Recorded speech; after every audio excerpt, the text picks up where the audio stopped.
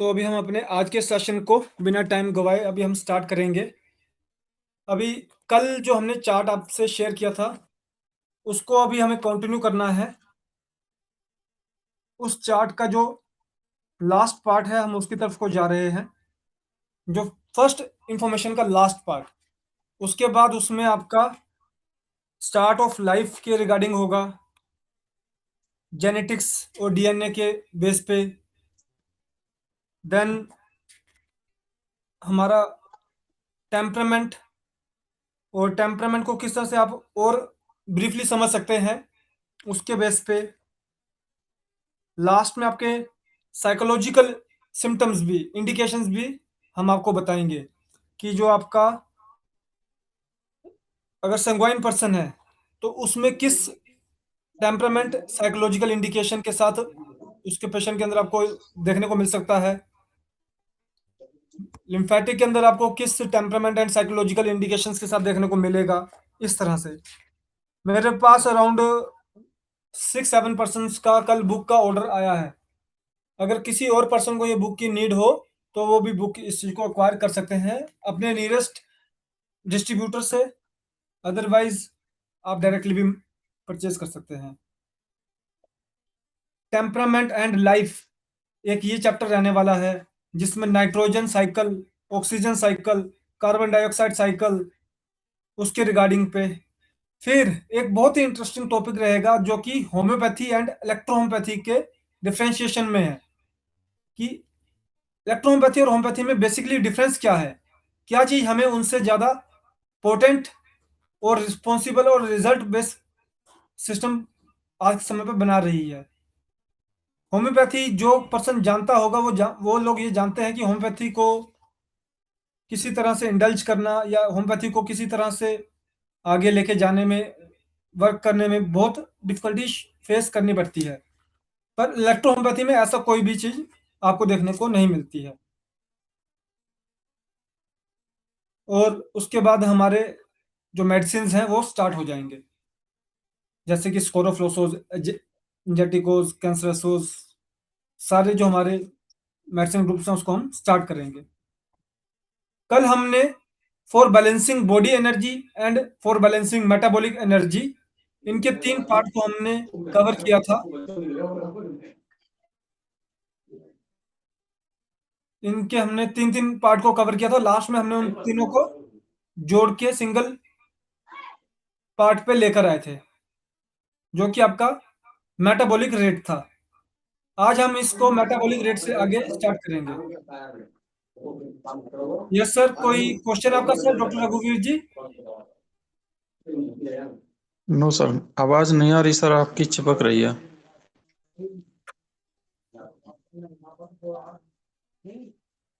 किसी और को भी आवाज में दिक्कत आ रही है?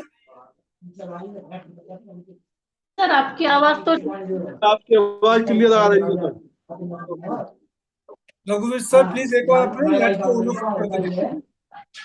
सर ओके मुझे भी सर। आवाज में दिक्कत हो रही है। जी मैम, आप एक बार अपने नेट को ऑन ऑफ करके जरूर देखिएगा प्लीज।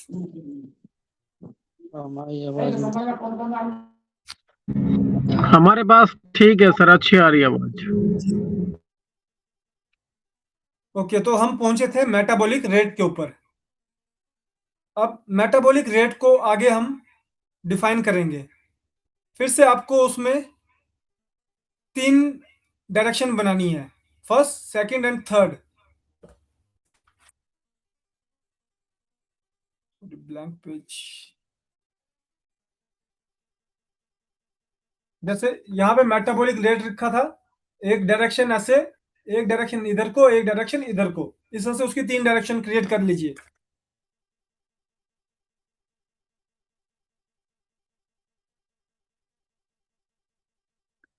फर्स्ट जो डायरेक्शन है उसके ऊपर लिखेंगे high rate, HIGH, high rate, RATE rate. जो मिडल पॉइंट होगा उस पर लिखेंगे high plus low rate, high plus low rate. और लास्ट जो है वो उसको लिखेंगे low rate, LOW, low rate, RATE rate. High rate, high plus low rate and low rate. ये अभी बात हो रही है मेटाबॉलिक रेट की।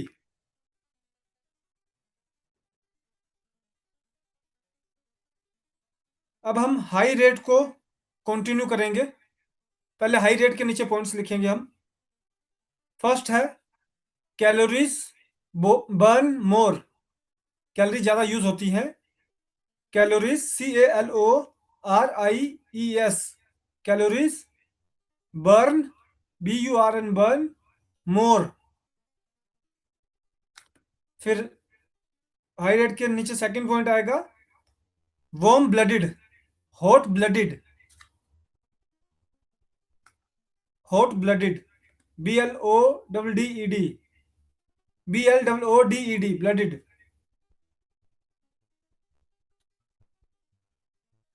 लास्ट में आएगा लीन एंड थिन, उससे नेक्स्ट पॉइंट आएगा lean and thin. Point number 3 LEAN lean and thin. एक बारी सेकंड वाला hot blooded HOT, hot blooded गर्म खून, hot blooded BLOODED blooded, hot blooded. Point number third lean and thin, lean and thin.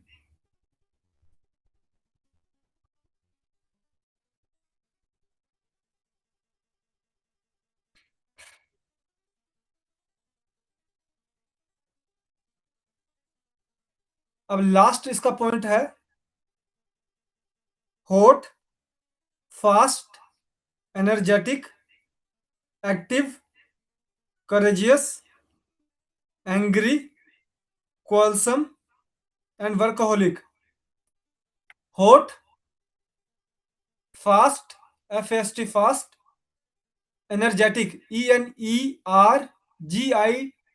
energetic, active ACTIVE active, courageous COURAGEOUS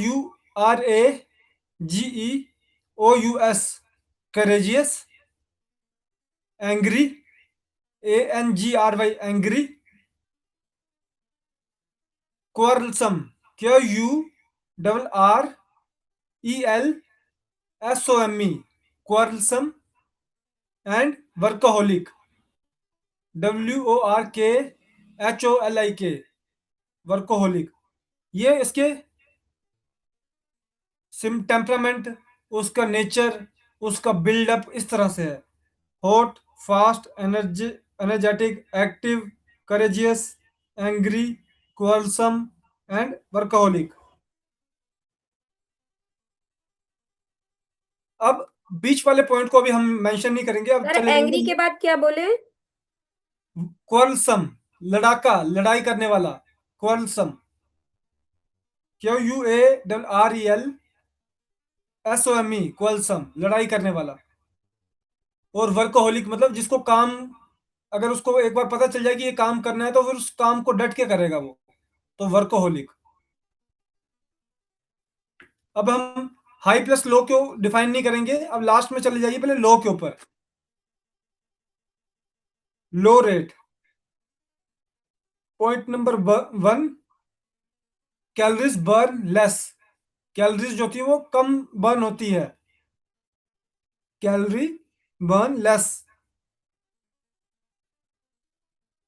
then cold blooded, cold blooded, point number 2 cold blooded. Point number 3 obese, OBESC obese, मोटा। वहां पे लीन and thin था, यहाँ पे obese हो गया। और last जो पॉइंट है इसको आप लिखेंगे CHILLY चिली। ये सारे बीच में इनके फुल वो कोमा जरूर डालिएगा। Chilly, slow, timid TIMID timid, fearful FEARFUL fearful, anger. Angry और एंगर में क्या फर्क होता है? एंग्री जो एक्सप्रेस करता है, एंगर जो एक्सप्रेस नहीं कर पाता है पर वो फील करता है उस चीज को, तो वो था anger. Carbon, dullness, despair, sadness. इसको फिर से बोलेंगे हम। और एक बार फिर से रिपीट कर दीजिए सर। जी जी। फर्स्ट है अध्यक्ष लोग। चिली, फर्स्ट है chilly, then slow, timid, TIMID, timid, fearful, anger, carbon, CARBON, carbon, dullness, DULLNESS, dullness, despair, DESPAIR, DESPAIR, despair, sadness, SADNESS।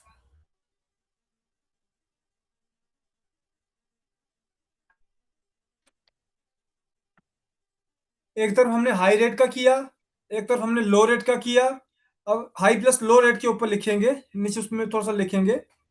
May be, MAY, may be variable of the temperament of plant and human, plant and human. High plus low में क्या है? May be variable of the temperament of plant and human.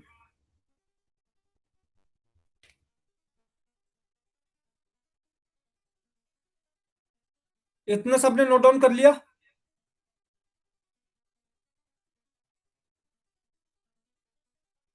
किसी का कोई point तो नहीं छूटा है? सर एक बार फिर से रिपीट कर दीजिए ये वाला जो अभी बोले।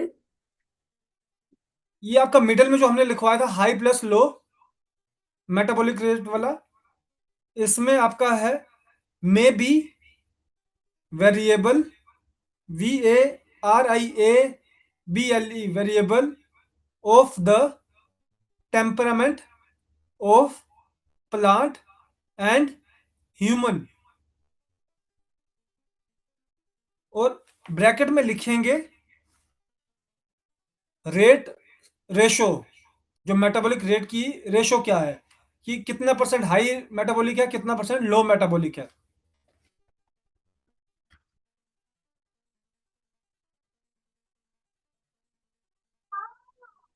हेलो सर, नमस्कार। नमस्कार जी। सर रिकॉर्डिंग हो रही है ना सर? जी सर। ठीक है, okay sir. Ji.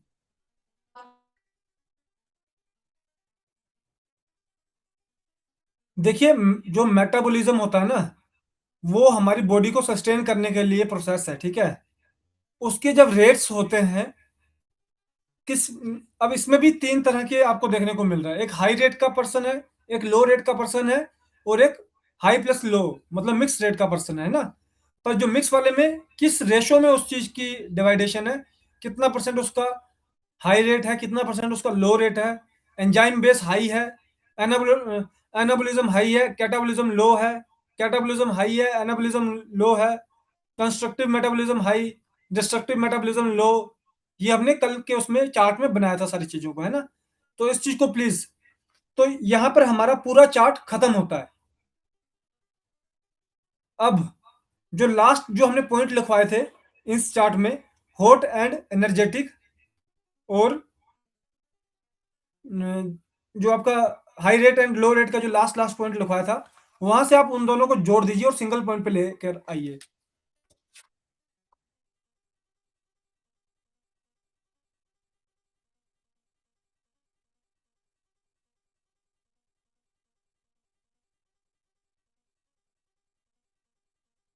High and low के लास्ट में जोड़ के सिंगल पॉइंट पे लेकर आएंगे।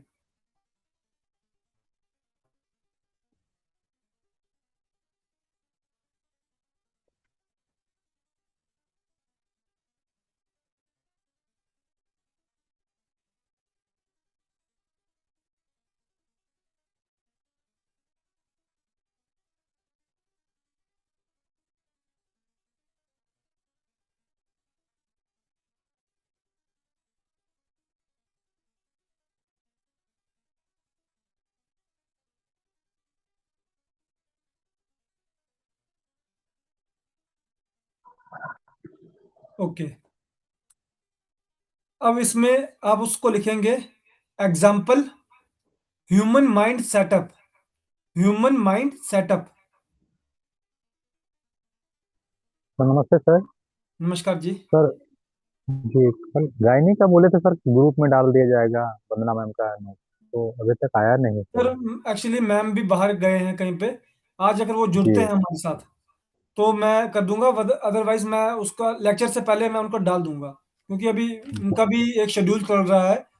वो हमारे स्टेट प्रमोटर हैं बेसिकली, वो प्रैक्टिस भी करते हैं पर साथ में वो स्टेट प्रमोटर भी हैं। तो उनका स्टेट टूर रहता है, मान लीजिए महीने में 1 से 1.5 हफ्ता उनका टूरिंग का टाइम होता है, जिसमें वो अपने डॉक्टर्स को विजिट करते हैं, न्यू को ओल्ड को। तो वो अभी उसके अंदर है, तो इसलिए वो अपना अभी सबमिट नहीं करवा पाए। उन्होंने जो लिखा था वो रफ में लिखा था, तो उन्होंने मुझे बोला कि मैं जी। फेर करके आपको नोट डाउन करवा मतलब भेज दूंगी। तो जैसे वो ओके, आते थैंक हैं यू मैं सर। बस उसको ग्रुप में डाल दूंगा सारों में सर। हेलो। जी सर। हाँ सर, इसमें एक ठो और लिखा हुआ है यार, start the sulphur part temperament, ये नहीं बोले सर, ये क्या है? सॉरी, स्टार्ट कहाँ पे बोल रहे हैं सर आप? ये कौन सा? हॉट फास्ट एनर्जी है ना सर, चिली स्लो हाँ जी डिमाइट, इसके सर, ऊपर। इसको ही अब इसी को मेरे को आपको लास्ट में एक्सप्लेन करना है। अभी अगर मान लीजिए मैं इसको पहले लिखवा दूंगा ना, तो यहाँ पे अच्छा थोड़ा सा कंफ्यूजन बन जाएगा। अच्छा, ठीक है जी, ठीक है। इसको लास्ट में हमको एक्सप्लेन करना है, पर मैंने आपको बोल दिया कि दोनों पॉइंट्स को जोड़ देना है ना। जी जी, अब इसमें एग्जाम्पल के बेस पे आपको थोड़ा सा बताया जाएगा। हमको कई बार स्टोन्स बोले जाते हैं ना, या कुछ एलिमेंट्स बोले जाते हैं पहनने के लिए, कि आप ये पत्थर में पेज ये। नंबर कितना है सर? जी, पेज नंबर पेज है ये, नंबर कितना है सर? पेज नंबर है आपका 5 से 6 के बीच में है ये। वैसे तो ये शुरू हुआ था आपका पेज नंबर 1 से 19 तक, ये यही चलेगा अभी। हम अभी पेज नंबर 6 पे पहुंचे हैं आज।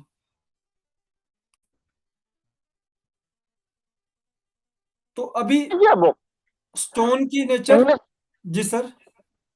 इंग्लिश में है क्या सर ये बुक? जी सर, ये बुक इंग्लिश में है सर। इसका अच्छा, हिंदी हिंदी नहीं है इसकी? इसका हिंदी का ट्रांसलेशन चला हुआ है। मोस्ट प्रोबेबली आपका मई एंड तक हिंदी का भी इसका आ जाएगा, पर अभी अच्छा। इंग्लिश में है। जी जी। जी जी जी जी।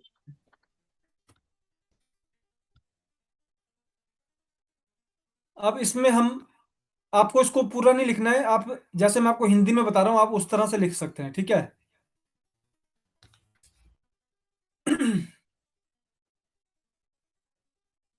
सर इस बुक का नाम क्या है सर, सर इंग्लिश बुक वाली का का? नाम है electrohomeopathic diagnosis by temperamental and psychological indication. जी सर, कितने पेजेस की बुक है ये? 220। ठीक है सर। पहले आप इसको लिख लीजिए प्लेटिनम, प्लेटिनम मेटालिकम। आप इसको प्लेटिनम लिख सकते हैं।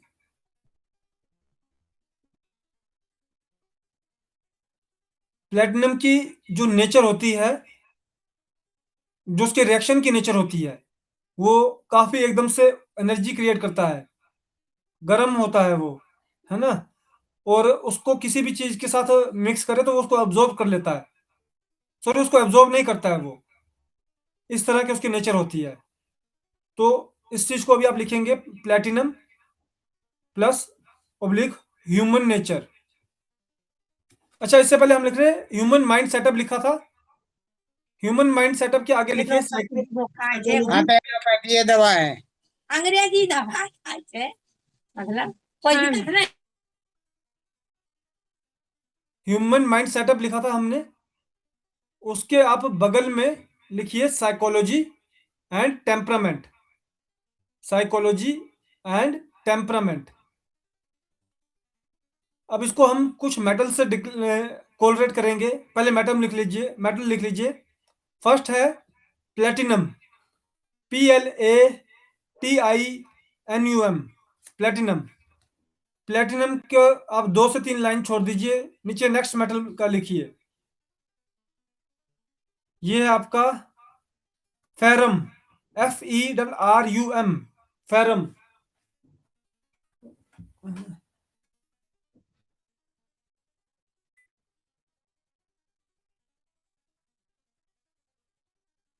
और नेक्स्ट है हमारा aurum, AURUM।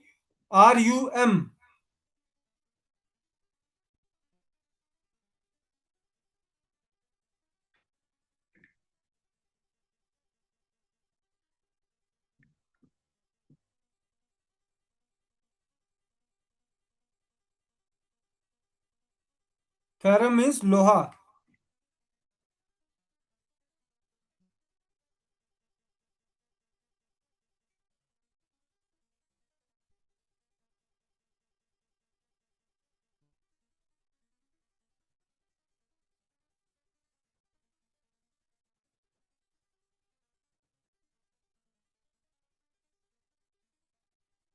एरम means gold.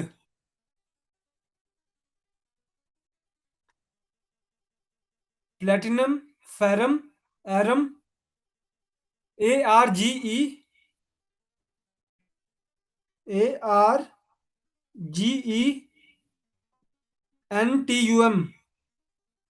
Argentum, diamond,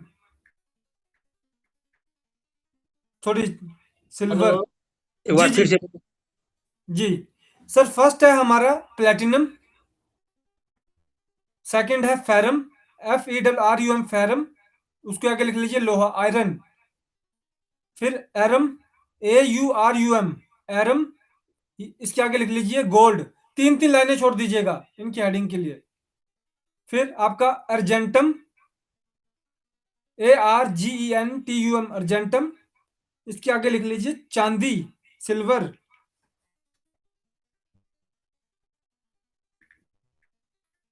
एक बार रिपीट कर दीजिए सर फिर से। एक सेकेंड सर। जी फिर से मैं बोलूंगा।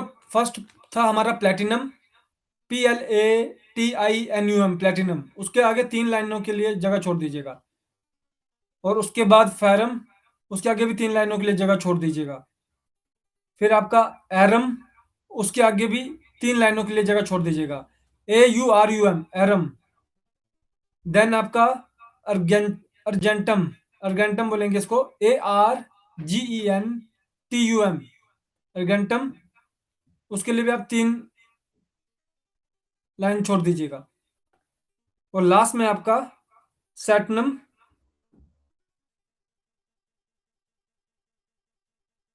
SA,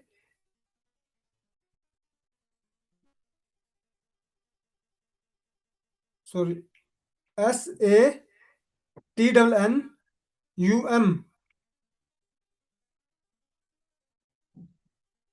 सैटनम। ये आपका जो टिन होता है, टिन। ओके। अब जो आपका प्लेटिनम है और फेरम है, ये आपको लिखना है हाई मोटालिक मेटाबॉलिक रेट। इसके आगे लिखिए high metabolic rate. Platinum and ferrum में high metabolic rate.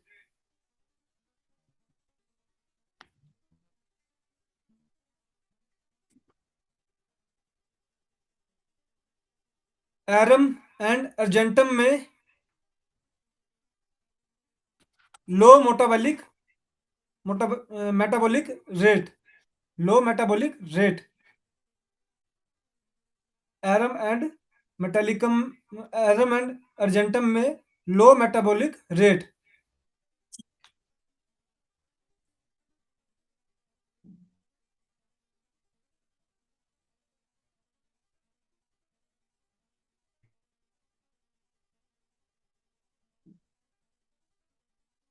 And last हमारा जो सैटनम था, वो आपका high plus low rate, high plus low rate.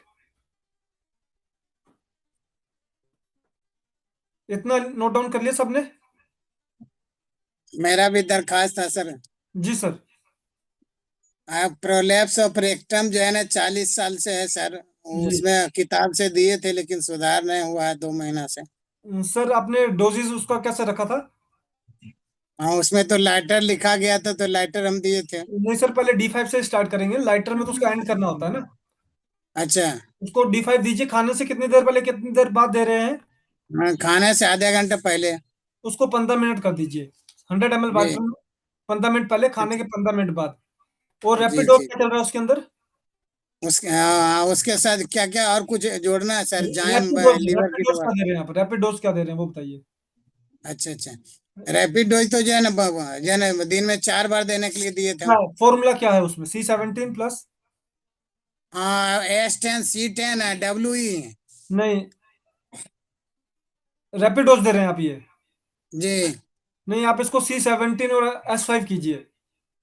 अच्छा, C17 है। S17 एंड मेल है फीमेल है? मेल है सर। और S3। C5 C17 भी दिए थे उसको। C17 प्लस S3 कर दीजिए रैपिड डोज। अच्छा अच्छा। हाँ जी, जी बाकी जी जो है जी आप उसको 1 हफ्ते के लिए दीजिए फिर से। और उसके साथ जी आप उसको जो बिफोर मील आफ्टर मील लिवोएसआर सिरप, जी वो आप इसको 3 टाइम खाना खाने से आधे घंटे के बाद दीजिए। रैपिड डोज हो गया आपका।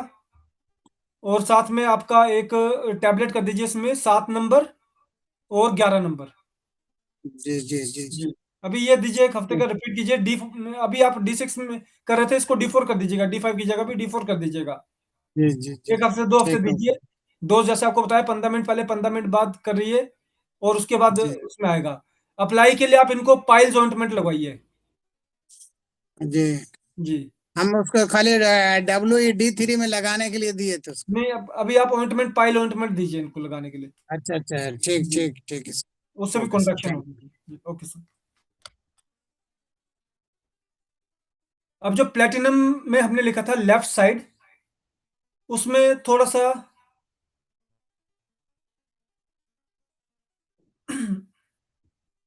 प्लेटिनम एंड फेरम में हमने लिखा था लेफ्ट साइड। पहले प्लेटिनम का लिखेंगे। अभी हमने इसको ऊपर लिखा था, ठीक है, कि सिक्योरिटी, फास्ट, हॉट, एनर्जेटिक, ये सारा हमने लिखा था उसमें, है ना। और फेरम के नीचे लिखेंगे हम लेफ्ट साइड लिखा है। इसमें भी आपका, पर लेफ्ट के साथ आप इसमें लिखेंगे प्लस मिक्स, प्लस मिक्स। इसमें जो आपकी लो रेट की जो क्वांटिटी है वो कम होगी, पर इसमें लिख दीजिए भैया plus mix, left side plus mix.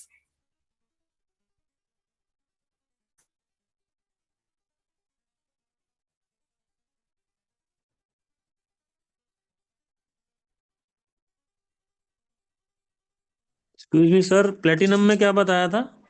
Left side. और जो हमने इसके जो ऊपर हाई रेट के जो पॉइंट लिखे थे ना सारे, लास्ट में हॉट, एनर्जेटिक, तो आप इसमें ये लिख लीजिए, ठीक है। लेफ्ट साइड, इसके आगे लिख दीजिए डबल प्लस लिख दीजिए, ठीक है। डबल प्लस का मतलब कि pure left, pure metabolic high था इसमें, ठीक है। तो लेफ्ट साइड डबल प्लस कर दीजिए उसमें आगे।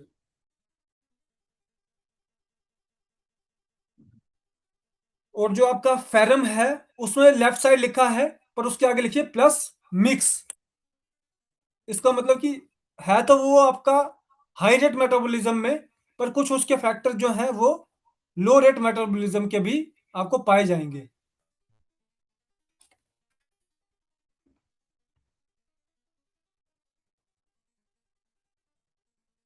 अब वहीं पे आपका गोल्ड का, एरम का जो था, इसमें आपका लिखना है राइट साइड। और जो आपका सिल्वर है उसमें भी लिखना है, अर्जेंटम जो है उसमें भी लिखना है राइट साइड। गोल्ड में आपने लिखा राइट साइड, उसके आगे लिख दीजिए डबल प्लस।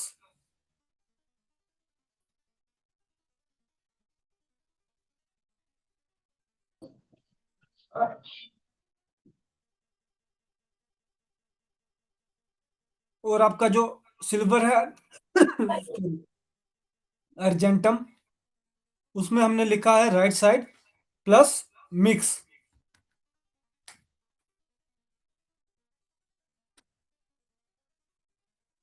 जो डबल प्लस का मतलब कि जो एरम के, गोल्ड के जो फंक्शन, जो प्रॉपर्टीज है वो सारी की सारी आपको लो मेटाबॉलिज्म रेट वाली प्रॉपर्टीज देखने को मिलेगी। वहीं पे जो सिल्वर वाला है उसमें आपको ज्यादा जो प्रॉपर्टीज है वो लो मेटाबॉलिज्म रेट की देखने को मिलेगी, पर कुछ प्रॉपर्टीज आपको हाई मेटाबॉलिज्म की देखने को मिल सकती है। तो उसमें राइट साइड प्लस मिक्स कर दिया हमने। और जो टिन है, जो सेटनम, उसके नीचे लिखेंगे आप प्योर हाई प्लस लो। इसकी जो लेवल है वो आपकी बिल्कुल बराबर रहती है, क्योंकि जो टिन होता है वो आपका किसी भी धातु में मिला के उस धातु को साथ मिल जाता है वो पूरी तरह से। टिन का जो रोल होता है वो किसी भी चीज के साथ मिलने का रोल होता है। उसकी अपनी एक वैल्यू है वो, पर जब वो अकेला होता है तो वो एक कागज की तरह नरम हो जाता है, पर जब उसको किसी भी धातु के साथ जोड़ दिया जाता है तो वो उस धातु की मजबूती को और बढ़ा देता है।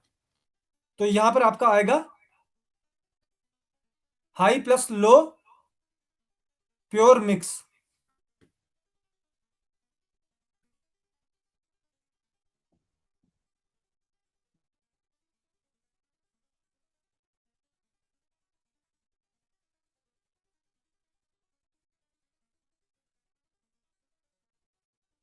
जो ये स्टोन्स थे ये हमें इसलिए आपको इनका एग्जांपल इसलिए लिया गया कि by nature psychology and temperament, nature में इन स्टोन्स को कई बार आप लोग किसी शास्त्री या किसी भी पंडित से जब अपने दिखाते हैं तो उसमें वो आपको सजेस्ट करता है कि आपको ये धातु पहननी चाहिए, ये धातु आपको अपने पास रखनी चाहिए। तो उन धातुओं से मिलता हुआ हमारे शरीर के ऊपर प्रभाव क्या पड़ता है उसके रिगार्डिंग ये आपको स्टोन्स की वैल्यू लिखाई गई। अभी ये पूरा चार्ट चल रहा है, लास्ट में इस चीज को जब एक्सप्लेन करेंगे, जब जोड़ेंगे, फॉर एग्जांपल आपका कार्बन साइकिल, नाइट्रोजन साइकिल और आपका ऑक्सीजन साइकिल से जोड़ के जब हम इस पे आगे इंफॉर्मेशन को कंबाइन करेंगे तो उसमें ये आपका फर्दर इंफॉर्मेटिव बनेगा।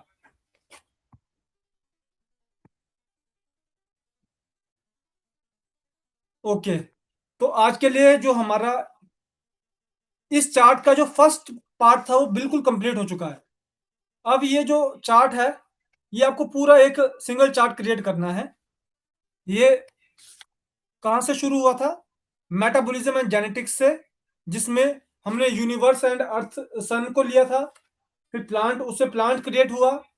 प्लांट से आगे फिर हमने यूनिवर्सल फोर्सेस को, मेटाबॉलिज्म के फोर्सेस को, सन बेस्ड मेटाबॉलिज्म फोर्सेस को, देन फिर आपका प्लांट बेस्ड मेटाबॉलिज्म फोर्सेस को, सन आपका कितनी देर चला, कितना अफेक्ट करता है, यूनिवर्स कितना अफेक्ट करता है। फिर लास्ट में आपका यूनिवर्स के साथ में एक चीज, सन के साथ में आपको एक और चीज ऐड करने के लिए कहूंगा, उसमें आप लिखेंगे गैलेक्सी। देखिए यूनिवर्स जो है वो रेडिएशन बेस, सॉरी, यूनिवर्स जो है वो फोर्स बेस है, एलिमेंट बेस है, पर जो गैलेक्सी है वो आपका रेडिएशन बेस है। सन एंड गैलेक्सी जो है वो आपका रेडिएशन बेस है। इसमें भी एक डिफरेंस आता है, उस चीज को भी आगे क्लियरिफाई करेंगे। अभी जब सर का लेक्चर होगा तो उसमें वो आपको इस चार्ट को ब्रीफली थोड़ा सा एक्सप्लेन करेंगे, जिससे कि हमारे, इससे हमें क्या कंक्लूजन निकलेगा कि बेसिक ह्यूमन नेचर कैसे पहले से डिसाइड हो जाती है उसके जन्म से। खाने, उस जब वो जन्म के बाद वो खाना पीना शुरू करता है, उसकी नेचर, उस चीज, वो अपने नेचर के अकॉर्डिंग ही खाता है। और जो उसको बाद में बीमारियां होती हैं वो भी उसको अपने नेचर के अकॉर्डिंग ही होती है। तो इसका मतलब कि जब वो पैदा हुआ है या जिस समय वो कंसीव हो रहा है उस समय क्या ऐसी चीज की जाए कि इन सारी चीजों को अवॉइड कर सकें। क्योंकि आखिर में डीएनए, एक जो हमारा जेनेटिक्स एंड डीएनए को सुधारने के लिए भी कुछ ऐसे प्रोसेसेस होते हैं जिसको करके आप जेनेटिक्स एंड डीएनए को सुधार सकते हैं। तो इसी के साथ मैं अपने आज के सेशन को, लेक्चर को खत्म करूंगा। अब हमारा जो लेक्चर है वो डॉक्टर वंदना मैम का है, तो मैं रिक्वेस्ट करूंगा मैम एक बार अपना माइक एंड कैमरा ऑन कर लें प्लीज।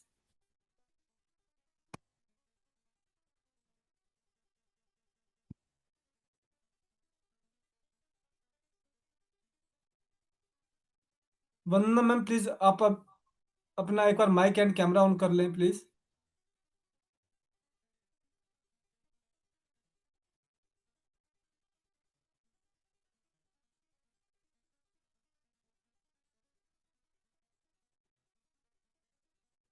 जो मैंने आपको लास्ट में जो स्टोन्स वाला पार्ट लिखवाया है ना, उसमें अभी बस एक इंफॉर्मेशन बची है।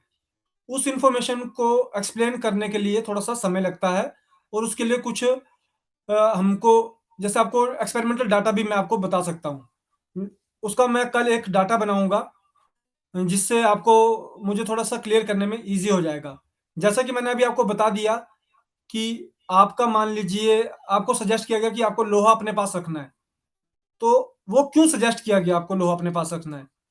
और हाई मेटो, इसी में ही हम कुछ पर्सन्स के अपने, मान लीजिए लाइव सेशन में थोड़ा सा क्वेश्चन आस्क आउट करके फिर उस चीज को हम इंक्लूड करने की भी कोशिश करेंगे, जिसको हम लास्ट में कंक्लूजन के रूप में आपको राइट डाउन करवा देंगे।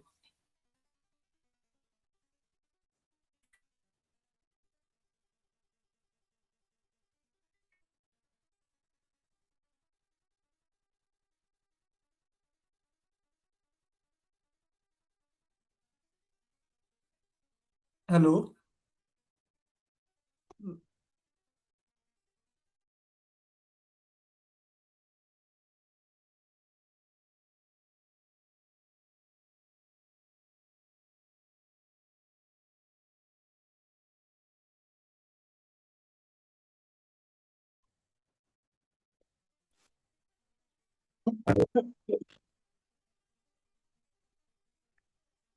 हेलो। हेलो।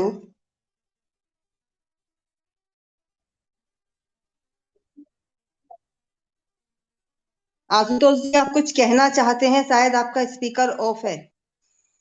हमारी आवाज सुन पा रहे हैं तो स्पीकर ऑफ करिए। व्यू आपका वीडियो मीटिंग में ज्वाइन किया हूँ। तो ये क्या रिविजन की, तो क्या ये आशुतोष जी, आपकी आवाज सही नहीं आ रही है।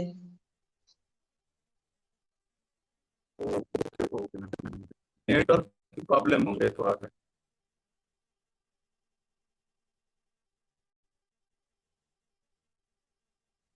हेलो। जी। हाँ मैं रिविजन की मीटिंग में आज ही मुझे मैसेज मिला, तो मैं मीटिंग करके ज्वाइन हो गया। ये आप और क्या रोज मुझे मीटिंग होता है कि क्या ये आपको यहाँ क्या जानकारी मिलता है, इसलिए मैंने फोन किया। सर ये मीटिंग जो है, जानकारी नहीं है। ये हमारी मंडे टू फ्राइडे 3 बजे से 5 बजे के बीच में रहती है, मंडे टू फ्राइडे। ये और जब जिसे नहीं होना होता तो उस दिन हम ग्रुप में आपको पहले इंफॉर्मेशन दे दी जाती है। हमारी दूसरी किट के बारे में बात कर रहे हैं क्या ये? जी, ये ऑनलाइन सेशन के बारे में। डी- नहीं, ऑनलाइन सेशन तो हमारा मंडे टू फ्राइडे चलता ही है। किट की क्या बात कर रहे थे? अभी किट भी बोल रहे थे शायद ये। कीट में ऐसे में कि आप सेशन में रोज होता है अपना जो भी करिएगा, जिससे कि हमें मिल सके, हम सही तरीके से रिप्लाई दे सके। आपकी आवाज बहुत ज्यादा क्लियर वॉइस चलिए नहीं आ रही, हम कुछ भी नहीं समझ। ठीक है मैम, अभी हम अपने आज के सेशन को आगे बढ़ाएंगे। प्लीज आप अपने टॉपिक को कंटिन्यू करें प्लीज। ठीक है, ओके। अभी गायनी में हम लोग चर्चा कर रहे थे आपका मेल रिप्रोडक्टिव सिस्टम का, जिसमें मैंने कल आपको अलग अलग ऑर्गन्स की डिजीज नोट कराई थी कि किस ऑर्गन में किस तरह की कौन सी डिजीज होती है, जैसे टेस्टिस से संबंधित, पेनिस से संबंधित, या सेक्सुअल डिस्फंक्शन होने के कारण, या फंक्शनल भी आपका ट्रांसमिटेड आपका होंगी। तो वो आपकी सारी डिजीज मैंने कल नोट कराई थी, जिसमें हमने कल हाइड्रोसील के ऊपर चर्चा किया था। हाइड्रोसील होता क्या है? हाइड्रोसील आपका एक टेस्टिस के ऊपर जो थैलीनुमा संरचना होती है, स्क्रोटम होता है, वहां पे जब लिक्विड फिल हो जाता है, भर जाता है, उस कंडीशन को हम हाइड्रोसील कहते हैं। ये हमने कल चर्चा की थी।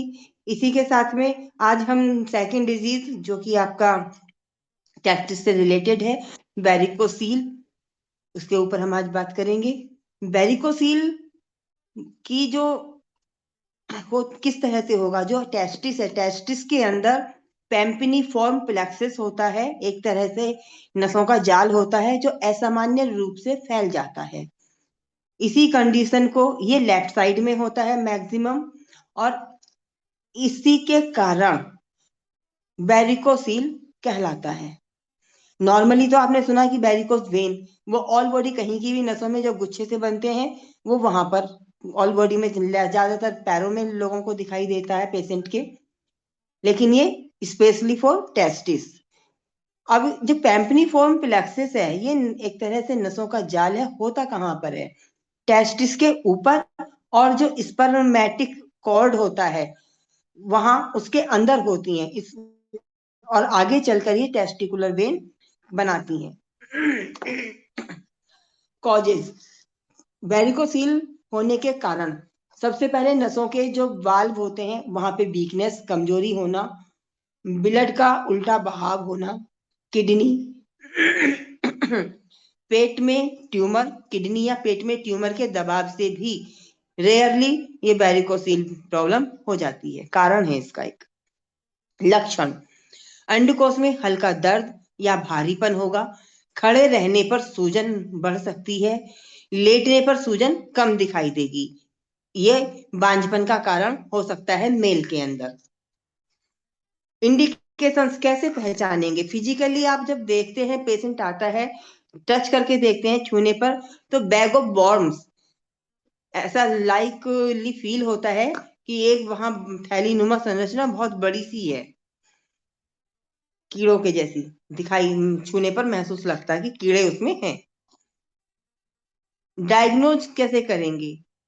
सबसे पहले तो क्लिनिकली आपका पेशेंट आपको जब आएगा बताता है, आपने फिजिकली उसको देखना है, उसके साथ साथ उसका अल्ट्रासाउंड, डॉपलर आप अल्ट्रासाउंड ले सकते हैं, और पल्स डायग्नोज अपने इलेक्ट्रोहोम्योपैथी विचार करना है, और टेम्परामेंट भी पहचानना है। टेम्परामेंटिक रेमेडी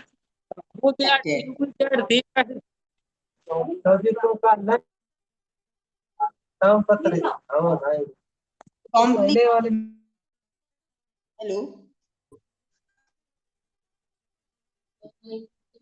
कॉम्प्लिकेशंस, शुक्राणुओं की संख्या कम होना, स्पर्म की संख्या कम होती चली जाती है अगर ये वेरिकोसील की प्रॉब्लम कंटिन्यूअसली पेशेंट झेलता है। टेस्टिस का आकार छोटा हो जाता है, जिसको टेस्टिकुलर एट्रोफी बोलते हैं। इनफर्टिलिटी, ट्रीटमेंट की हम बात करें तो इलेक्ट्रोहोम्योपैथी के अकॉर्डिंग स्क्रोफोलोसो-3, लिम्फेटिको-1, ब्लू इलेक्ट्रिसिटी, बीफॉर्मिल, कैंसरोसो-3, बनेरियो-1, ग्रीन इलेक्ट्रिसिटी, ये आफ्टर मील, ये हमें पेशेंट को अप्लाई करना है। D5 से शुरू करिए, कंडीशन के अकॉर्डिंग जैसे आपको बताएं तो D6 या D4 आप जा सकते हैं। इसके साथ साथ हमारा जो इलेक्ट्रिसिटी पॉइंट नंबर 22, बहुत अच्छा रोल है इसका यहाँ पर पेरिनियम का। इस पे आपने BE और GE वो डायरेक्ट अप्लाई करानी है, लगवाना है 10 मिनट के अंतर से, पहले BE आफ्टर, उसके बाद में GE, ये हमने लगवाना है। अगर हम बात करें हाइड्रोसील और वेरिकोसील की, दोनों में डिफरेंस क्या है? सबसे पहले अगर हम बात करेंगे कारण की, तो हाइड्रोसील के अंदर लिक्विड जमा हो जाता है, स्क्रोटम जो थैलीनुमा संरचना होती है टेस्टिस के ऊपर। वेरिकोसील में नसों का फैलाव, जो पैम्पिनीफॉर्म नाम से जो नसें होती हैं वो फैल जाती हैं अनियमित आकार में। सिम्टम्स, हाइड्रोसील में दर्द नहीं होता, केवल सूजन होती है। वेरिकोसील में दर्द भी दिखाई देगा, भारीपन भी रहेगा, और खड़े रहने पे बहुत ज्यादा दबाव दिखता है, दर्द दिखेगा। किस प्लेस पे होगी? हाइड्रोसील अंडकोश के चारों ओर जो थैलीनुमा संरचना है वहां दिखाई देगा,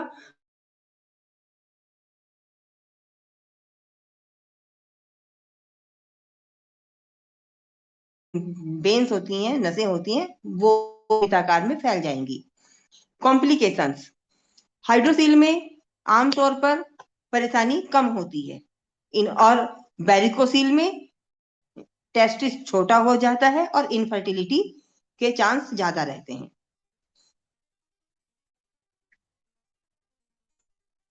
इसमें अगर हम जांच की बात करेंगे तो वेरिकोसील में अल्ट्रासाउंड और हाइड्रोसील में ट्रांसम्यूलिमिनेशन टेस्ट पॉजिटिव आता है। ट्रीटमेंट कॉमन मेडिसिन है इनफर्टिलिटी का या आप रिप्रोडक्टिव ऑर्गन की अगर हम कहेंगे तो मेल्स स्पेशली रेमेडी हमारी S3 और C3 है। इनके साथ में जो इनकी सहायक रेमेडीज हैं वो हमें ऐड करनी होती हैं। और B और GE का हमने पर्टिकुलर 22 नंबर पॉइंट पर अप्लाई करना है, हल्का मसाज देना है। ये डिफरेंस है हाइड्रोसील एंड वेरिकोसील में। किसी का कोई क्वेश्चन है तो बता सकते हैं। हम दोनों डिसीज में क्या 22 नंबर पर ही मसाज करना है मैम? जी, दोनों का 22 नंबर पॉइंट ही। अब पेरिनियम 22 नंबर पॉइंट जो आपका है मेल के अंदर एंड ऑफ स्क्रोटम, जहां पे आपका स्क्रोटम है, स्क्रोटम से एनस की तरफ जो बीच का प्लेन भाग होता है उसको पेरिनियम बोलते हैं। आयुर्वेद के अकॉर्डिंग मूलाधार भी कहते हैं। जब हम पालथी मार के बैठेंगे तो धरती पर जब हम बैठते हैं तो प्लेन हिस्सा हमारा लगता है बीच का, जो मैंने आपको बताया वो हिस्सा हमारा पेरिनियम कहलाता है। तो पेशेंट को आप इजीली बता सकते हैं।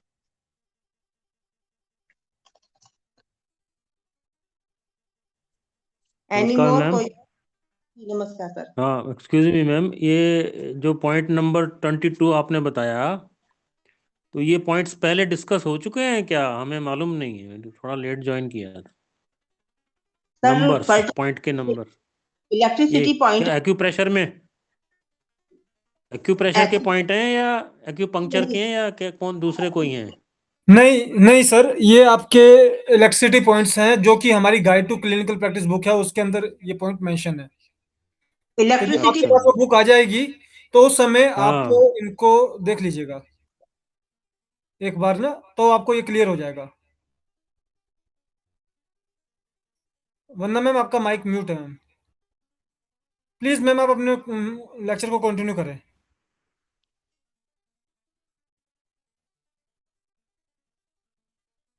लेक्चर मेरा लगभग कंप्लीट है। किसी का कोई क्वेश्चन है तो बता सकते हैं। बाकी जो हम इलेक्ट्रिसिटी पॉइंट हम इसमें बता रहे हैं अकॉर्डिंग डिजीज बता रहे हैं। हमने स्पेशली जो इलेक्ट्रोहोम्योपैथी में आपका इलेक्ट्रिसिटी पॉइंट है 45, उसको हम यहाँ पे पूरा डिस्कस नहीं कर रहे हैं अभी। वो हमारा स्पेशली सेमिनार्स वगैरह जहाँ पे होते हैं एरिया वाइज या हमारे हेड ऑफिस में जो हमारा 5 डेज वर्कशॉप लगती है उसकी चर्चा वहां पर होती है। आगे कोशिश करेंगे कि इलेक्ट्रिसिटी पॉइंट के ऊपर भी आने वाले टाइम में जो हमारे स्पेशल डॉक्टर हैं जो इसके ऊपर काम कर रहे हैं उनसे हम एक लेक्चर ले आने वाले टाइम में। फिलहाल हम डिजीज के अकॉर्डिंग आपको बता रहे हैं यहाँ पर कि किस डिजीज में कौन सा पॉइंट काम करता है। जी, क्योंकि जो पॉइंट्स हैं वो उसके अंदर मेंशन है, आपको सिर्फ इलेक्ट्रिसिटी का वहां पे अप्लाई करवाना होता है ये आपका एक्यूपंक्चर या एक्यूप्रेशर की तरह ही है। बस हम उसमें अपने इलेक्ट्रिसिटीज जो होती हैं, red electricity, blue electricity, green, yellow, उसका हम एप्लीकेशन करते हैं। तो मैं समझता हूँ कि इसी के साथ अभी किसी का कोई क्वेश्चन नहीं है मैम को। तो thank you ma'am. Ma'am please एक बार ना नोट्स प्रोवाइड करवा दीजिएगा। हाँ, वो मैं 5-7 मिनट में दे देता हूँ अभी। जी जी, कल कल के नोट्स भी और आज के नोट्स भी। हाँ, दोनों अवेलेबल हैं। दोनों जो आज बोला वो सब हो जाएगी आपके जी पास। जी, thank you ma'am, thank you. Sir ये पॉइंट्स कॉमन होते हैं क्या? नहीं सर, ये अब अभी मैं इस ऐसे आपको ना एक्सप्लेन नहीं कर पाऊंगा। जब आपके पास बुक आपके पास पहुंचेगी ना आके, उस समय आपको समझाने में इजी होगा सर हमें। तो बुक के अंदर ठीक वो है सर, सारी चीजें लिखी हुई हैं सर। ये कहाँ ठीक से है बोल सर। रहे हैं?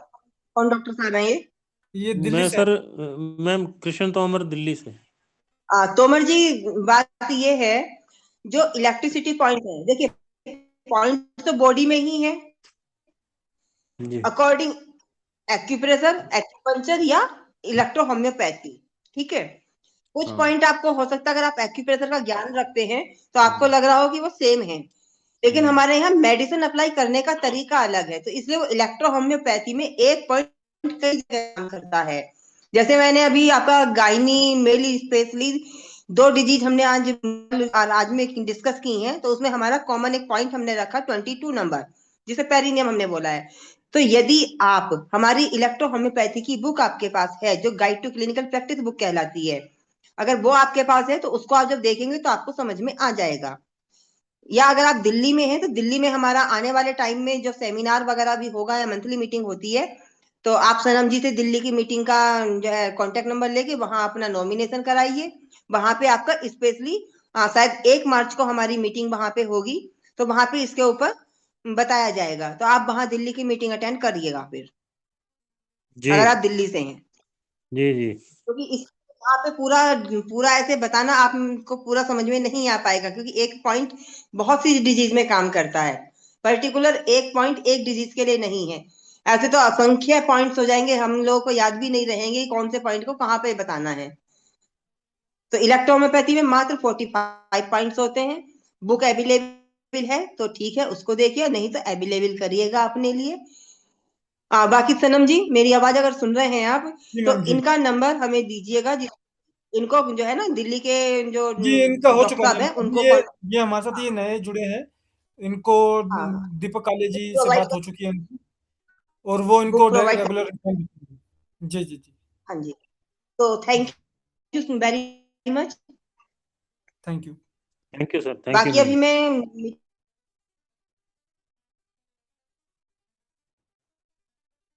ओके, तो that's all for our today session.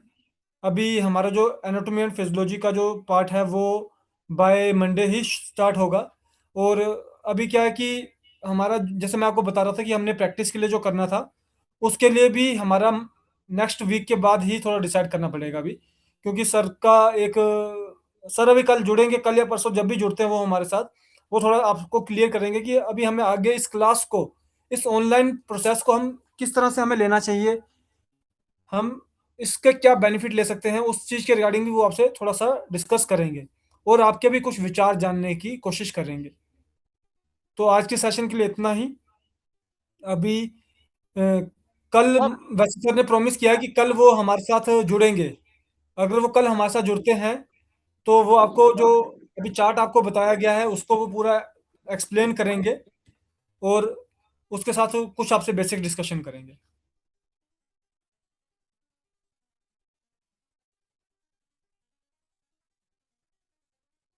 जाते जाते फिर से मैं एक बार आपसे रिक्वेस्ट करूंगा कि प्लीज़ जितना जल्दी हो सके, जितना ज़्यादा से ज़्यादा आप अपने पेशेंट्स को डिस्कस करें हमारे साथ डायरेक्टली, हमारी किट के साथ यूज़ करके, ताकि आपको ज़्यादा से ज़्यादा एक्सपीरियंस जल्दी से जल्दी मिले।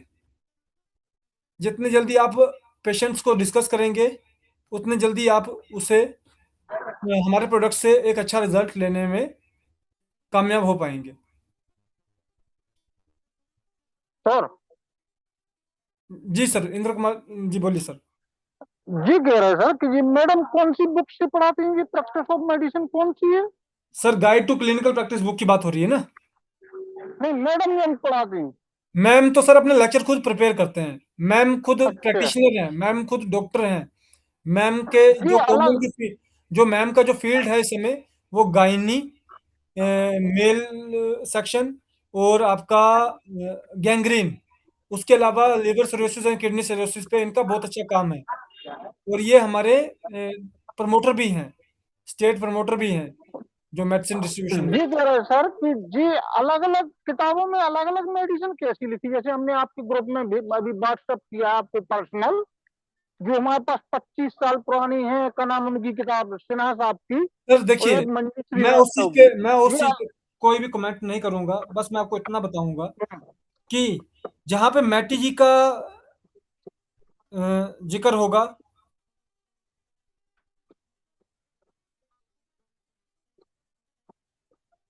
अपनी ने S6 C6 से चालू हो रहा, जी S6L1B C6N1G जी जी ऑन्टिमेंट रेड, उनकी में और से चालू हो रहा सर देखिए, अब सिन्हा साहब के लिए। देखिए सर, जी सर नमस्ते। जी मैम, जी नमस्कार जी। सर ऐसे है ना, हम लोग ओपीडी में ही है ना, तो सर अब आज का जो है ना वो कर लेंगे और बाकी ये लोग बाद में भी बोल सकते हैं ना? जी जी जी जी बिल्कुल। तो सर जो आपको इन्फॉर्मेशन जो चाहिए आप एक बार मेरे से बात कीजिएगा। और दूसरा ये है जी कि फॉर्मुलेशन में आपको KUB के लिए S6 और C6 और S3 और C3 का ही रोल करना है, पर S6 का इसलिए यूज किया जा रहा है और C6 का किस लिए यूज किया जा रहा है, उसके लिए आपको थोड़ा सा पेशेंट की डिस्कशन पे जाना पड़ता है सर। अच्छा जी, तो चलिए इसी के साथ हम अपने आज के सेशन को। नमस्कार डॉक्टर साहब। जी नमस्कार जी सर, नमस्कार जी। डॉक्टर साहब, अभी आज मेरे एक न्यू पेशेंट हैं, जी उनको टाइफाइड हुआ है। टाइफाइड में उन्होंने दवाइयाँ ली हैं, उसके बाद में उन्हें प्रॉब्लम, यूरिन की प्रॉब्लम आ गई, यूरिन कम आने लगा, जी तो यूरो बैग लगाया हुआ है। जी और उन्हें भूख कम लग रही है, मेटाबॉलिक रेट उनका डाउन हो गया है, जी चलने फिरने की भी दिक्कत है, उठने बैठने में उन्हें दिक्कत हो रही है।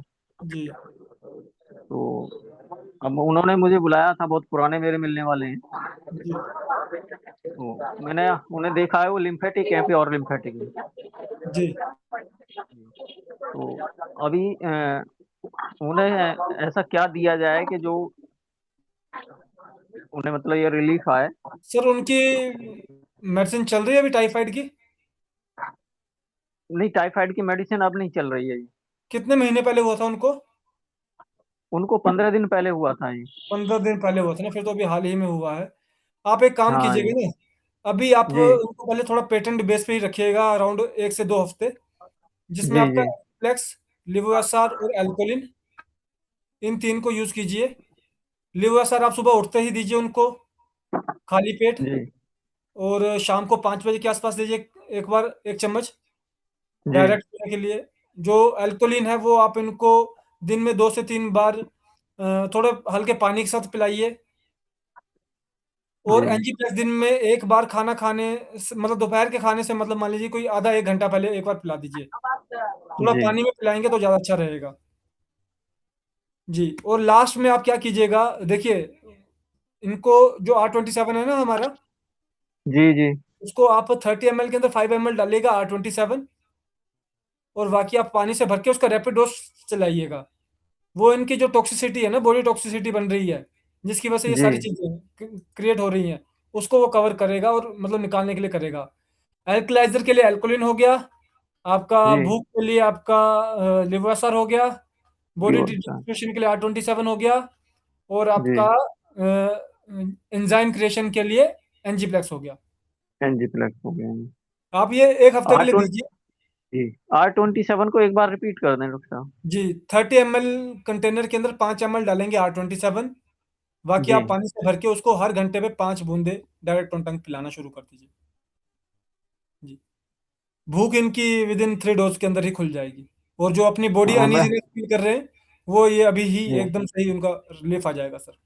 मैंने उनसे ये बोला, दूसरे तीसरे दिन आप चलने लगोगे, मुझे इतना बिल्कुल विश्वास है अपनी मेडिसिन। बिल्कुल बिल्कुल बिल्कुल। ठीक है, सर एक okay bar doctor, thank you. Sir sir इसका डोज कर दीजिएगा हेलो सारे का। Sorry, hello sir. Hello dose sir एक बार रिपीट कर दीजिएगा, का डोज कैसे देना है। ये आपका जो अभी इनको सर को बताया उसके लिए बोल रहे हैं?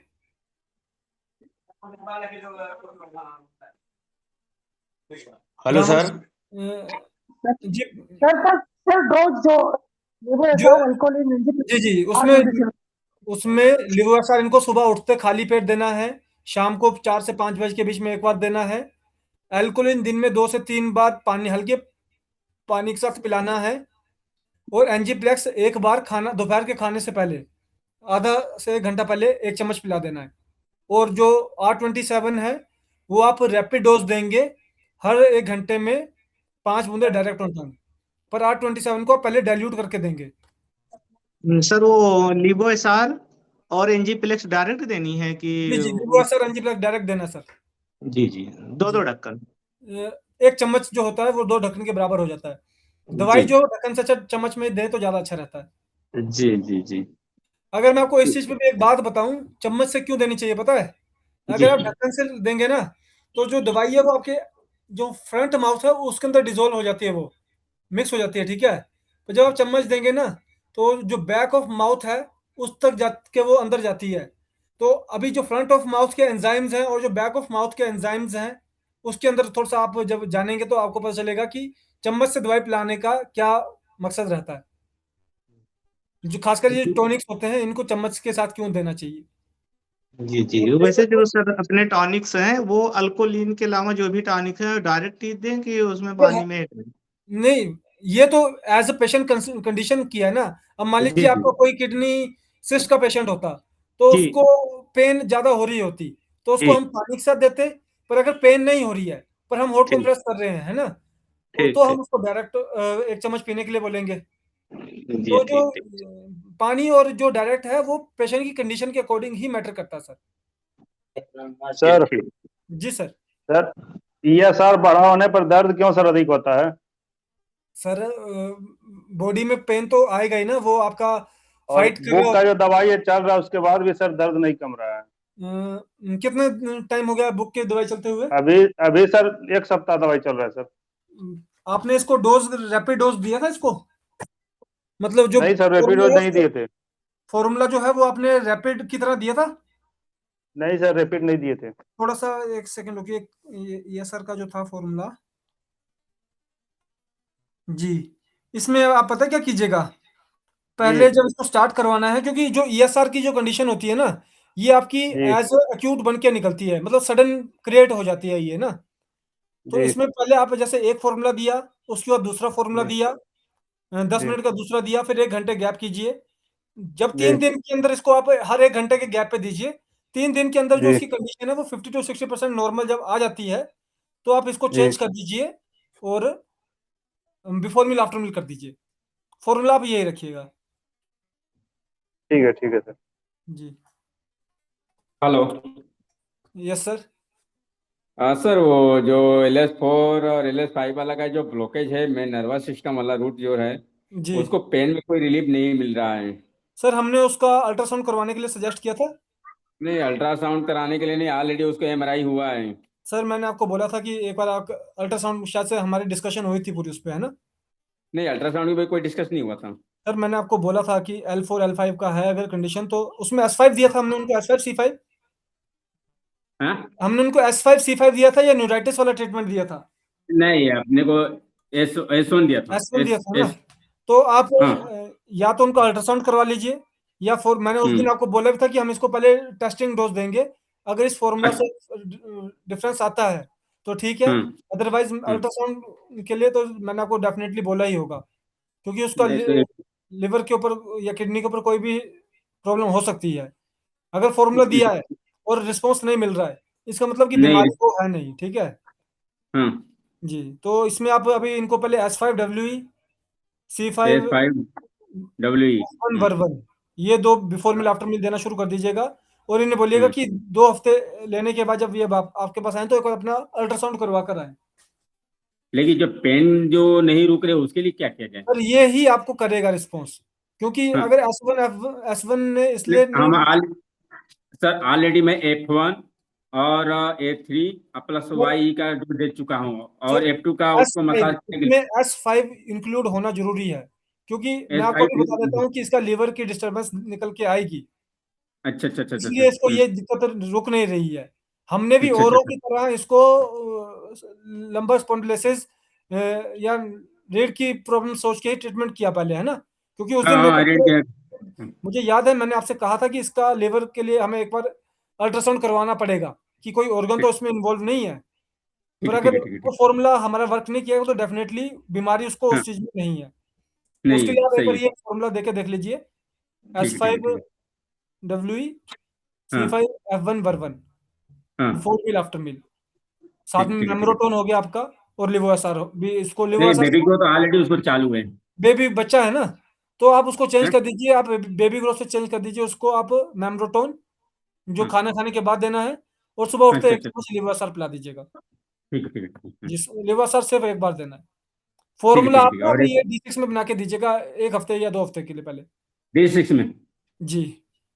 ठीक, okay okay okay. Hello sir. जी सर।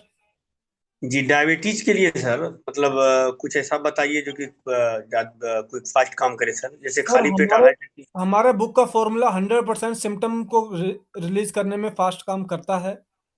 जहां तक बात रही आपकी न्यूमरोलॉजी, जो उसके रीडिंग वैल्यू की, अगर वो कम नहीं हो रही है तो उसके लिए हमको एक बार उसका थोड़ा अदर फैक्टर भी देखना चाहिए। कि कहीं पे फॉर एग्जांपल अगर रीडिंग कम नहीं हो रही है तो हमने ये ऑब्जर्व किया कि मैक्सिमम टाइम वो आपका स्प्लीनोमेगली निकल के आ जाता है या पैनक्रियाटिस निकल के आ जाता है। इन दो में से कोई कंडीशन निकल के आ जाती है उसमें, है ना। जी सर जी। तो इसलिए उसमें फिर हमें ट्रीटमेंट को थोड़ा सा चेंज डायबिटीज से चेंज करना पड़ता है। और दूसरा, अगर पेशेंट दवाई भी ले रहा है तो उसके लिए जी। फिर हमें थोड़ी सी और उसमें एडिशन करनी पड़ेगी। दूसरे ओह मेडिसिन ले अच्छा। रहा है, एलोपैथिक मेडिसिन ले रहा है, तो उसमें फिर आपको एल्कोलिन चलाना पड़ेगा, साथ में आप उसमें लिवोएसर चलाइए या फिर आप उसमें R23 चलाइए। इस तरह की भी कुछ एडिशन करनी पड़ेगी, क्योंकि उसके सिम्टम उसके डेफिनेटली रिलीज हो जाएंगे, पर वैल्यू नॉर्मल आने में मिनिमम 2 to 3 मंथ लगते हैं। जी हेलो सर सर। वो कंटिन्यू। जी सर। सर एक व्यक्ति है, उसका सर मुंह नहीं खुलता है, गुटखा पान वगैरह खाता था तो मुंह नहीं खुल रहा है। जी तो उसको मैंने S5L1WE C5N1G ग्रीन ऑइंटमेंट लगाने को दिया था D6 में। जी। तो रिलीफ ज्यादा नहीं आया, तो उसमें क्या कुछ कर सकते हैं? सेकंड फॉर्मूला में आप एस्टेंसिटन कर दीजिए। जी जी, यानी S5L1W भी चलने दें? हाँ जी, वो चलने दीजिए। दूसरा आप C5N1G। एस्टेंसिटन अच्छा अच्छा अच्छा C5 को चेंज कर दीजिए, एस्टेंसिटन YE कर दीजिए। अच्छा, नहीं उसके साथ में। जी, वो आफ्टर मिल का फॉर्मूला हो गया वो, है ना। अच्छा जी जी जी। जो आपने सी पहले फाइव C5 सी यूज फाइव करना था एन उसको वन बंद कर दीजिए, C5N1G हटा दें? हटा दीजिए। ठीक ठीक। C Eastern green electricity. YE। तो वाई। ठीक ठीक। जी और लगाने के लिए सर वो ग्रीन ऑइंटमेंट अप्लाई कराएं बाहर से जी यहाँ हाँ। पे? आपके पास येलो ऑइंटमेंट आया है जी। तो ग्रीन की जगह पहले येलो कीजिए। ठीक ठीक ठीक ठीक। जी। Okay sir, thank you.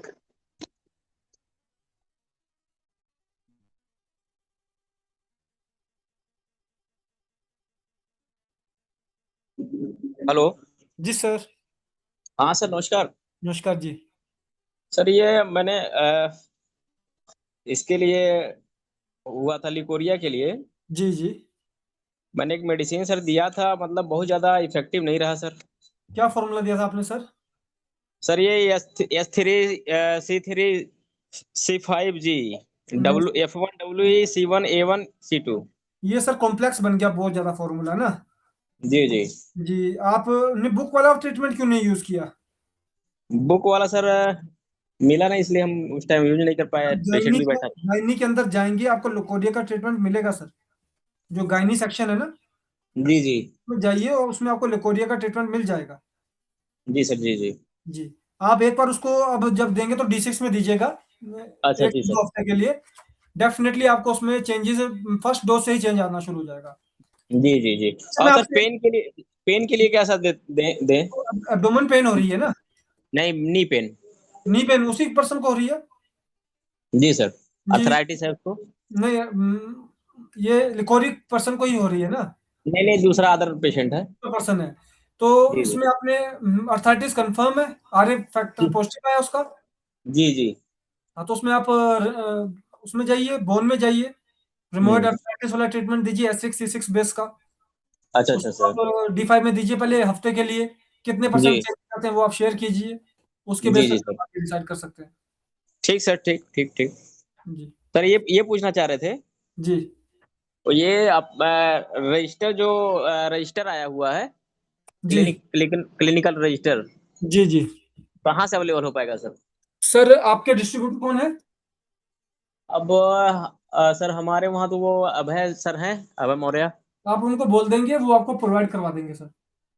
अच्छा, आरपी सर से बात हुई थी तो कह रहे थे भिजवा देंगे, लेकिन भिजवाए नहीं। आप एक बार अपने डिस्ट्रीब्यूटर से बात कीजिए ना। Okay sir, okay okay. जी, वो ठीक आपको sir, thank you. Thank you.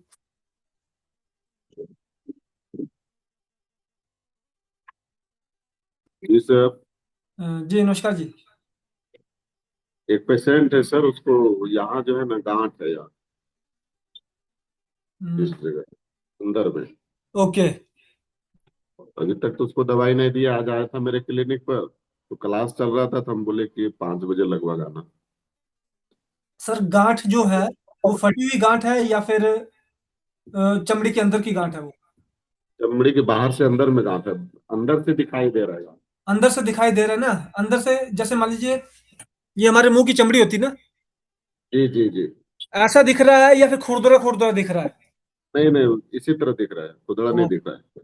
और क्या बोलते हैं, तंबाकू वगैरह खाता है वो?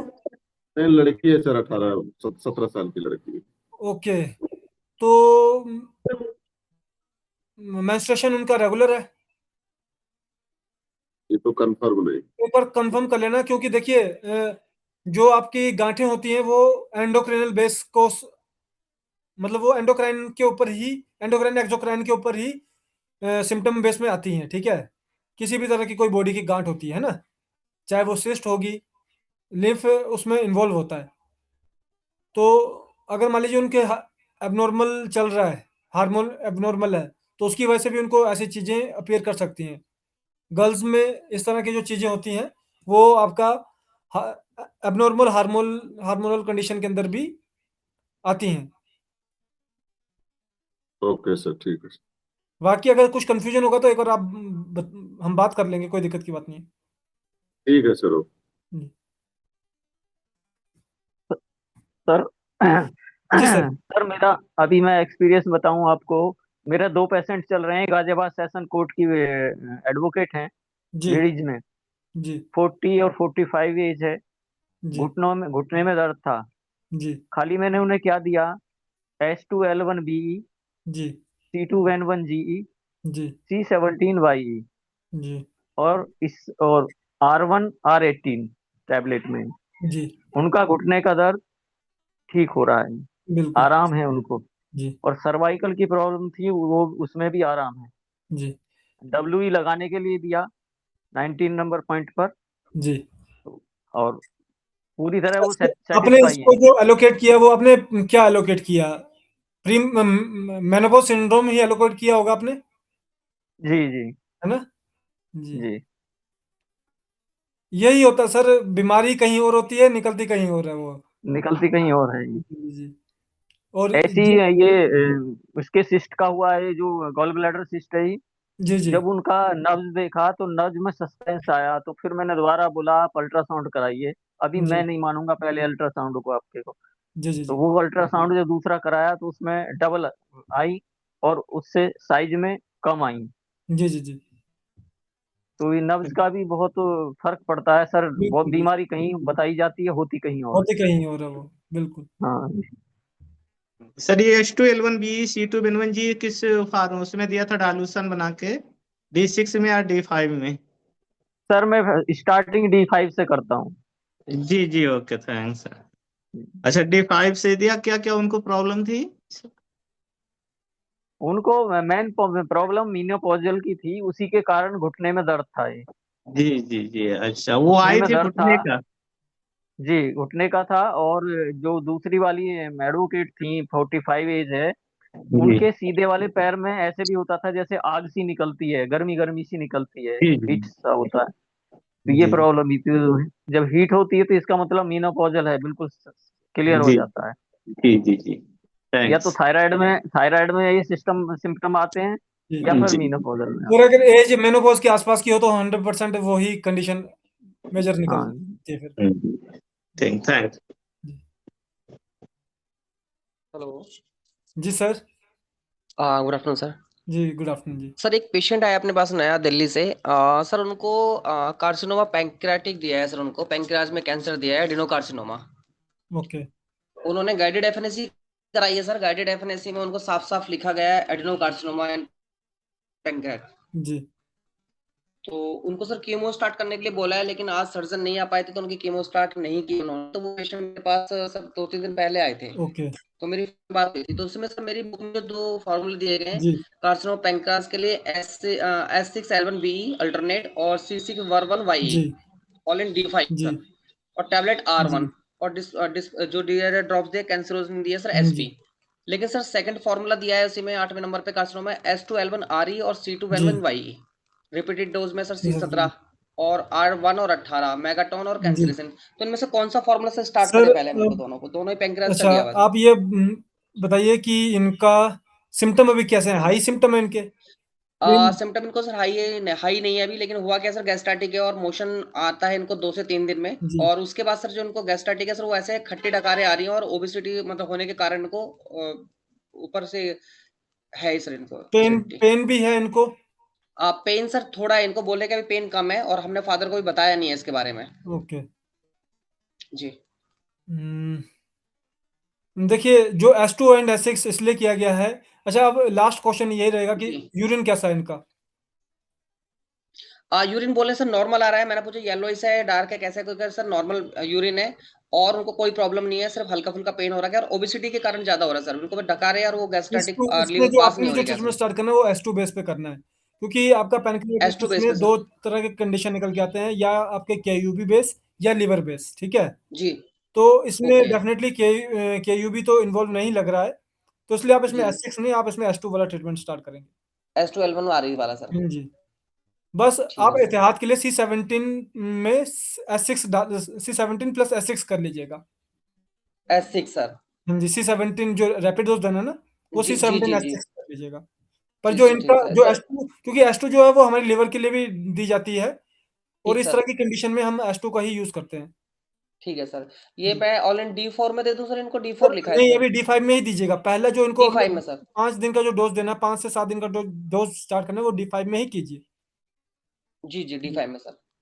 ठीक है सर, खाना थैंक यू सर। खाना खा रहे हैं ठीक से? खाना खा पा रहे हैं सर ये खाने में, लेकिन इनको क्या कर रहा है कि ये खाना जो स्टार्ट करते हैं सर, खाना उनको वॉमिटिंग होने के चांसेस होते हैं इनको कुछ देर बाद में, खाना खाने से आधा एक 15 घंटे मिनट बाद। पहले दीजिए आप दवाई, 15 मिनट पहले, 15 मिनट बाद ना। तो 15 मिनट उससे पहले आप 15 मिनट नोटिस बाद। कीजिएगा कि खाने के कंडीशन में कोई चेंजेस आए हैं इनके। जी जी ठीक है सर, मैं बता दूँ। जी, ठीक है, thank thank you, you sir. Thank you. तो सेशन को क्लोज करने से पहले जो हमारा मॉर्निंग 10 to 1 वाला जो हमारा प्रोग्राम है, उसके लिए अभी हम कुछ अपने सीनियर्स को भी रेडी कर रहे हैं, और जल्द ही जो डिस्ट्रीब्यूटर्स हैं, प्रमोटर्स हैं, वो अपने कुछ डॉक्टर से कांटेक्ट करेंगे, जिसमें उनका अवेलेबिलिटी होना थोड़ा-सा हमारे लिए ज़रूरी है, क्योंकि उसमें वो 3 घंटे के लिए ऑन द स्क्रीन होंगे आपके साथ। हम भी होंगे, पर वो भी होंगे। तो इसलिए अभी उसकी अवेलेबिलिटी जैसे ही हमको होती है, तो हम उस चीज़ को तब स्टार्ट करेंगे। उसमें 3 रोल है, एक हमारा एक्सपर्ट का, और लास्ट जो हमारे एनाटॉमी एंड फिजियोलॉजी को पढ़ा रहे हैं उनका। क्योंकि वो आपको कुछ ऐसी इन्फॉर्मेशन प्रोवाइड करवा सकते हैं, जिससे हमारे डायग्नोज और भी बेटर हो सकते हैं। टेम्परामेंट को ही हम और बेटर करेंगे, ताकि पल्स आपका जल्दी से जल्दी क्लियर हो सके, क्योंकि जब तक टेम्परामेंट क्लियर नहीं होगा, तब तक पल्स क्लियर थोड़ा मुश्किल होता है। तो इसी के साथ आप सबका जुड़ने के लिए बहुत बहुत धन्यवाद। कल दोबारा 3 बजे इस समय पे मिलेंगे, और होप सो कि कल सर हमारे साथ जुड़े, संजीव सर, ताकि एक तो उनसे बात करने का मौका मिले, और जो हमारा ये चार्ट है उसको वो पूरा एक्सप्लेन करें। प्लीज़ इस चार्ट को आप प्रॉपरली फिर नोटबुक पे बना लीजिएगा। जिनके पास बुक भी है ना, वो भी इसको एक बार नोट डाउन जरूर करें, क्योंकि कल इस इन्फॉर्मेशन को जब लिखवाया जाएगा, तो आपके पास कुछ ऐसा होना चाहिए। पढ़ने का जो इम्प्रेशन होता है वो अलग होता है, लिखने का इम्प्रेशन थोड़ा अलग आता है। तो चलिए, इसी के साथ हम आज के सेशन को ख़त्म करेंगे। जुड़ने के लिए बहुत बहुत धन्यवाद। तब तक के लिए सर जी, जी सर। सर ये चार्ट की जो है ना फोटो डाल। हेलो सर जी, एक पेशेंट है सर, उसका ये पल्स देखा डॉक्टर ये इम्तियाज सर क्या बोल रहे हैं आप? ब्लड मिनकस है, लेकिन एकदम धीमा है, और टू मिनकस है, टू मिनकस। उसके प्रकृति क्या होगा? सेकंड मेनिस्कस में, हाँ, सेकंड मिनकस है और एकदम धीमा है जी ब्लड वो में, नहीं सर, ब्लड अच्छा, फर्स्ट फिंगर की सेकंड मेनिस्कस में। सेकंड मिनकस जी जी, में। ये आपका सॉरी, प्यूरिफायर तो नहीं होगा, यूजर में आएगा ये ना। क्या चीज में आएगा? एक second, okay sir, user blood user. अच्छा, ब्लड यूजर में आएगा जी, सेकंड मेनिस्कस। थर्ड में ना ब्लड यूजर आएगा सर, इसमें तो वेन में आएगा, आर्टरी में आएगा ना सर। आप first finger, index finger, second हाँ मेनिस्कस, बीच वाली मेनिस्कस है हाँ ना। हाँ हाँ, फर्स्ट इंडेक्स फिंगर जी, में सेकंड मिनकस, बीच वाले जो है। हाँ, और ये मतलब ये जो है इंडेक्स फिंगर एकदम धीमा है। इंडेक्स फिंगर की बीच वाली मेनिस्कस में आया है, बिल्कुल धीमा आया है, पर बीच वाली मेनिस्कस हाँ में आया है ना। हाँ हाँ हाँ, ये आपका यूजर ही है सर, खून को इस्तेमाल करने वाला ही है ये। अच्छा अच्छा अच्छा। जी, इसमें ठीक। आपका ब्रेन, नर्व्स, हार्ट, स्किन, इसके रिगार्डिंग आप पूछ सकते हैं उनसे। वैसे लीवर, फैटी लीवर 1 है का पेशेंट है सर वो? फैटी लीवर 1 का पेशेंट हाँ है। इसका आपने हाँ। टेम्परामेंट कंफर्म किया है? क्या चीज? टेम्परामेंट कंफर्म किया है आपने इनका कि लिम्फेटिक है, संगवाइन है? सर वैसे तो नाड़ी से हमको लगता है कि नाड़ी से नहीं, पहले देखिए सर, नाड़ी भी आपका टेम्परामेंट पे ही चलेगी ना। हाँ, नाड़ी नाड़ी नाड़ी तो से फर्स्ट, चलिए, मान लीजिए वो इंडेक्स फिंगर में ही पता चल रहा है। सर इंडेक्स फिंगर में पता चल रहा है, ठीक है। हाँ, मान लेकिन लीजिए धीमा है। वो आपका मिक्स टेम्परामेंट का पर्सन है, लिम्फेटिक अच्छा अच्छा। डोमिनेंट हुआ अगर वो, तो हाँ इस कारण से अगर उसका आपका इसमें आ रहा है, तो इसका मतलब हाँ। हम उसको स्किन और उसके साथ लीवर के साथ जोड़ सकते हैं, ठीक है। अच्छा अच्छा तो अच्छा इसमें अच्छा। आपका हो सकता है कि इसमें हल्का सा आ रहा है, तो उसकी स्किन पे कोई इरप्शन वगैरह तो नहीं है? ना ना खुजली वगैरह होती हो कभी? ना, खाने पर पेट फूलता महसूस होता है, बायां साइड भारी लगता है। एक बार उसका टेम्परामेंट जरूर कंफर्म कीजिएगा सर। ठीक। जी,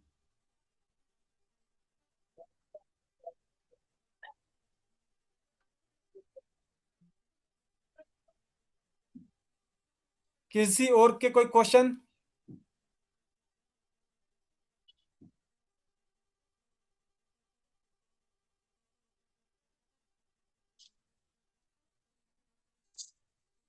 तो चलिए, इसी के साथ हम अपने आज के सेशन को यहीं पे ख़त्म करेंगे।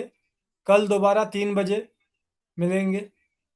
तब तक के लिए जय इलेक्ट्रोपैथी, जय काउंट सिजरमैटिक। जय काउंट सिजरमैटिक। जय मिठी। जय विशान, जय गुरुदेव। Thank you sir, thank you.